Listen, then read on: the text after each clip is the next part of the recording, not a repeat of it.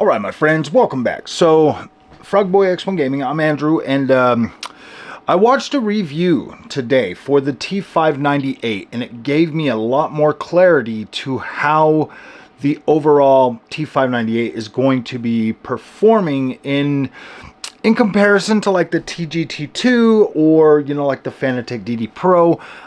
So one of the, I believe it's the casual racing, the casual racing. I'll put a link to his video in the description of this. So one of the problems that I have had, and he was able to articulate this, one of the problems that I've had with a direct drive wheel when it comes to Gran Turismo 7 is the fact that you get like this, it just feels like really loose. There's like, there's no, like you feel like there's feeling and all of that stuff. Like, don't get me wrong, like you can feel things, but there's just like no weight to the wheel on like certain, that kind of leaves you feeling, like he said in his video, kind of leaves you feeling like you don't have any grip or you don't have traction or something like that.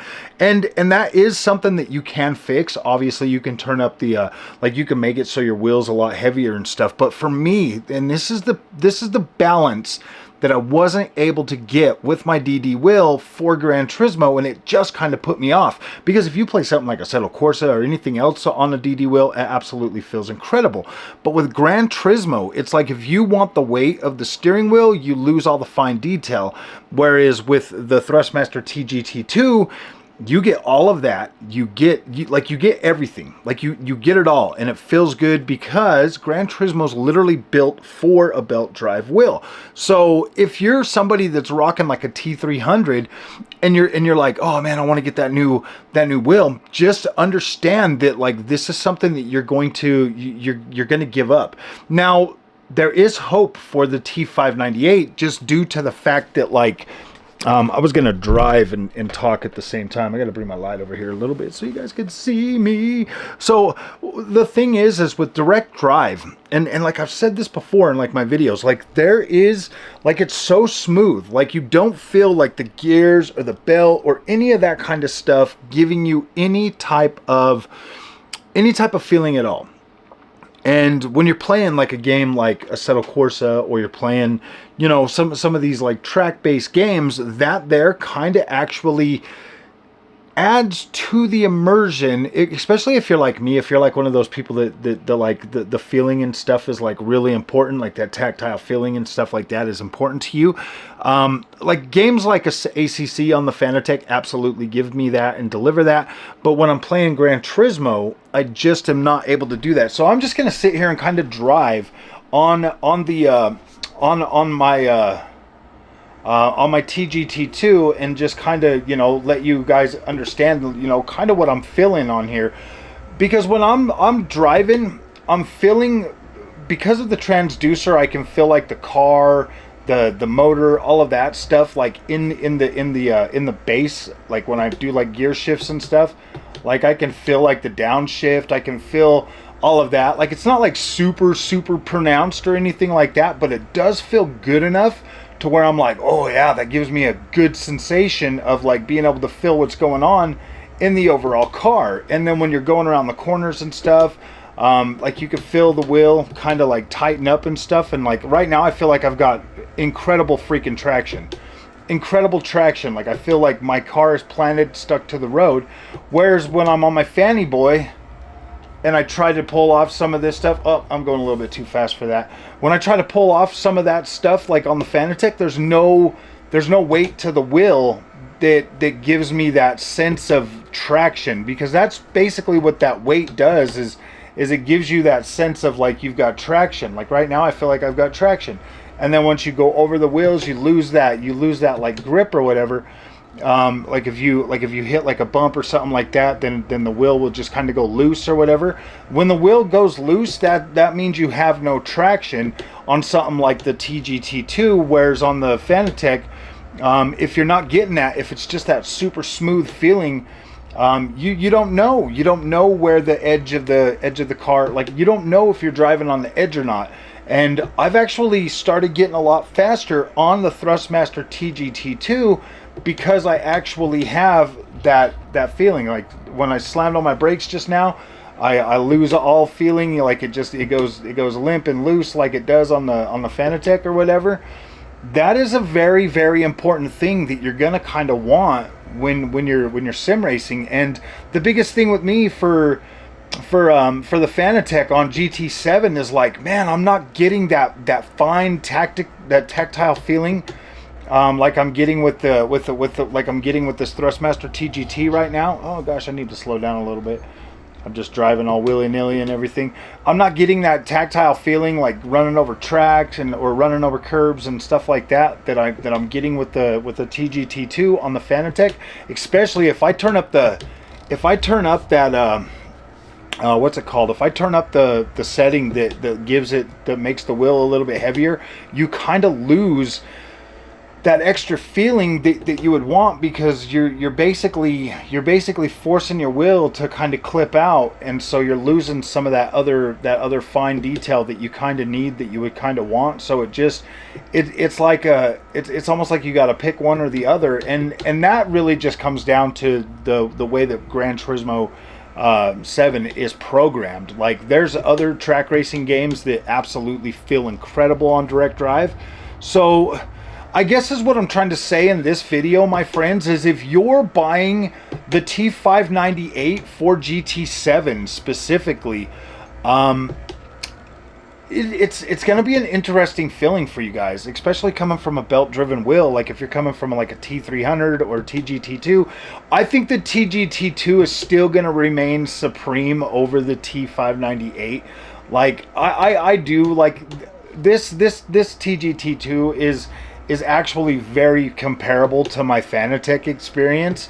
Obviously you've got like the belt drive in there, which is going to add like a little bit of extra flavor to the to how the overall wheel feels and stuff like that, because you can turn down that spring rate. Like you can turn down some of that stuff to make it limp and loose like a direct drive wheel, and you still got that with this one here, you've got all the sensors and stuff that will make it so you're not feeling like that constant tug of war that the belt delivers for your wheel setup and stuff. Because you can get into settings and get rid of that and make it just nice and soft, and get rid of the weighty feeling and the tug of war from the belt, and make it feel more like a direct drive. This one here, that's what I'm saying. Like, this wheel is pretty badass. Like you can make it feel like a DD wheel, but you are gonna lose some of that extra feeling and stuff too along the way.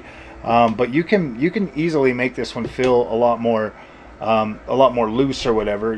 Like obviously the oscillation in this, and so another thing that he was talking about was the wheel oscillates a lot.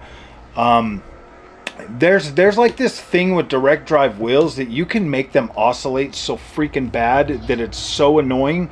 I was playing around with my Fanatec once, and I was setting up the settings and stuff, and like it just started oscillating so freaking bad that I was like, you know what, I'm done playing with these settings for a while, and I just set it to auto. Like, just setting my Fanny Boy to auto fixed a lot of the stuff that I'd come from a Camus direct drive over to the Fanatec.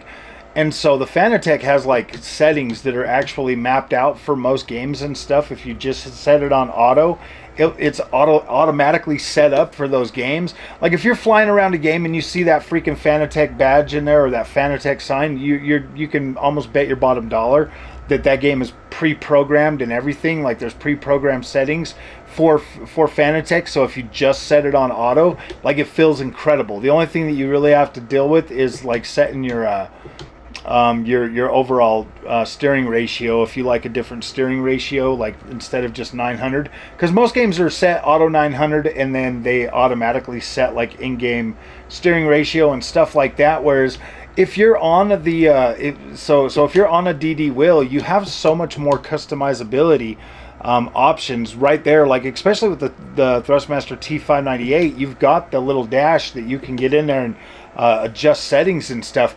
My recommendation is, if you're coming from a belt drive wheel over to like something like that, don't play with those settings just yet. don't play with them settings. You're gonna ruin your experience. You're gonna make your wheel oscillate really bad, and then you're gonna feel like, oh my gosh. And then because that T598 is so damn new, don't play with it, because nobody's out there figuring out the settings or anything for you guys, and I don't have one yet, so I won't be able to help fix that problem until I actually get my hands on one. That it's so new, and there's just not a lot of games out there right now that have like actual settings for it. So it's like there's like the developers have got to program all that sweet stuff into that. And so that could take time, my friends. That could take time, and I wish that, you know, a lot of it was already done, but it doesn't seem like a lot of it's done. It seems like Gran Turismo's still working on it. I wouldn't expect, to be completely honest, I would not expect a whole lot of I don't know. I would expect the experience for the T598 to be pretty comparable to the way the Fanatec DD Pro feels on this game, whereas like on the TGT, like this game is built specifically for this wheel, and it just feels incredible. Playing on this with the R32 rim and the TLCM pedals, oh my gosh, this is like, yes, I love this, man. I'm just sitting here on a wheel stand, like a Next Level Racing 2.0. This wheel stand's absolutely incredible. You just wheel your chair right up to it.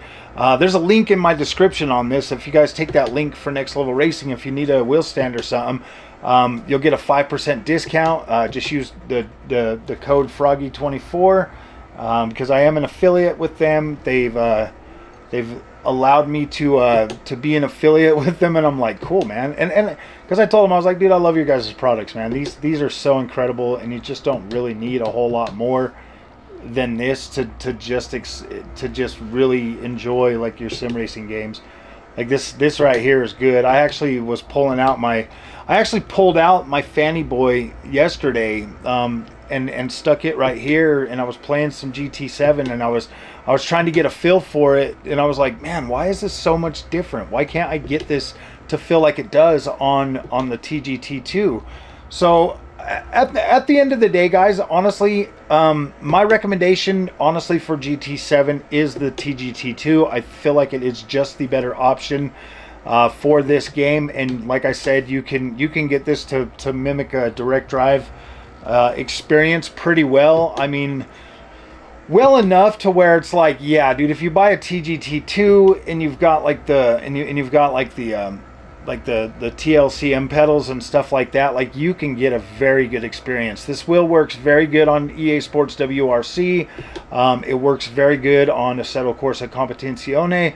It's pretty dang good on WRC Generations and stuff. Like you do have to play with it a little bit to make it feel a little bit better. Actually, you have to play with the in-game settings on that to make it feel a little better. But overall, like, it feels good on Test Drive Unlimited Solar Crown. It feels good on a lot of stuff. Like, you can get a good experience and a longevity out of this wheelbase and out of this setup. Like, you really can. So don't feel like the TGT is obsolete now. Like, this thing is very good, but going forward, you might not get as much support for games going forward. So that is something to think about too. But if, like, in the here and now, if just getting a good Gran Turismo experience is your thing, this is the best. This is the best option that I've found. It feels better than everything, and delivers enough punch in force feedback to really like give this game a good feeling. So the next option would probably be like the Logitech G923. In terms of like overall feedback and stuff, but that doesn't have a whole lot of direct. That feels more like a direct drive because it doesn't have all that punch. You know, I don't know. It's a good one. Like, it gives you a good tactile feeling and everything throughout this game. You get good curb support and stuff like that. Like, it feels pretty good. That True Force is pretty nice. So I can definitely recommend this as the top end experience for GT7. Even with not having my hands on the T598, I just don't feel like the T598 is gonna overtake this experience. Like, I don't. I mean, maybe some of it feels better, but I just kind of feel like it's going to overall I mean, I don't know. I don't know. I like the harmony stuff in there might actually do the trick, but I don't have confidence in Polyphony Digital to bring that experience to. I don't have confidence for them to bring this experience to direct drive the way it feels on this right here. Like I don't. I feel like this has been a tried and true thing for them, and they know it very well. And direct drive is so new. Like with Fanatec being the only thing out for that, it's yeah, with Fanatec being the only one, that was their only thing. But now they got the Logitech, and they also have, you know, the Thrustmaster T598 now. So hopefully Polyphony Digital will be able to figure it out. There's no excuse for them not to, because direct drive feels incredible on Automobilista 2. It feels incredible on ACC. It feels incredible on everything else that I've played it on. So yeah, like my recommendation is the TGT2 right now. Obviously, if it's a budget thing, definitely pick up the T598 if that's your budget and you've only got the 500 and you can't afford, you know, to go for like TGT level of wheel rim. Definitely consider that T598. But as it sits right now, guys, yeah, like this is my favorite way to play this game is the Thrustmaster TGT2. So, all right, my friends, I hope that this video helped out a lot. Like I really do. I want people to be happy and excited about the overall stuff that they get for sim racing, because I want you to have fun. Like I want you to want to have your sim racing stuff in front of you, playing as much as possible. Like that is my goal for you. Like I want you to be happy and to be able to experience. Oh, come on, car, why do you gotta start rolling on me? Just starts rolling. I want you to be able to sit down and enjoy your sim racing. So yeah, I want to help you find the best overall experience for you. If you're coming from like a T150 and you're going straight to direct drive, whew, boy, that is going to be a learning curve. Definitely a learning curve. I think you'll be all right with a T300 going to T598. And I also feel like, you know, I kind of feel like going from a TGT2 to a T598 might be a little bit of a downgrade for you, to be completely honest with you, because I like this and it feels pretty dang close to my overall Fanatec experience. Like when I'm playing other games like EA Sports WRC or any of those other games, like I can get the experience to feel pretty dang close. So I think the TGT2 is still a very good wheel setup, and I honestly think that it's going to take a little while for developers to support the T598. So I don't know, guys. I don't know. This is a tough one for everybody involved. I wish I had my patty cakes on one of those so I could actually sit here and put in the work to find it out. But yeah, guys, like I'm just going off of like the other direct drive experiences that I've had versus, you know, what I'm feeling with the TGT2 and how it compares to my Fanatec experience. And after watching the casual sim racer or something today, listening to the way he was speaking about it, I 100% feel like it's gonna feel pretty close to the Fanatec experience. And I literally just spent $1,200 because I wanted something better for Gran Turismo 7. So yeah, guys, that's where I'm at. This is still 100% my favorite experience for Gran Turismo, and that's why it's sitting here on a wheel stand right in front of my TV, right there hooked up to freaking my PlayStation 5, because that's what I want to play it on. So, all right, guys, if you like this content, don't forget to like and subscribe. I'll see you in the next one.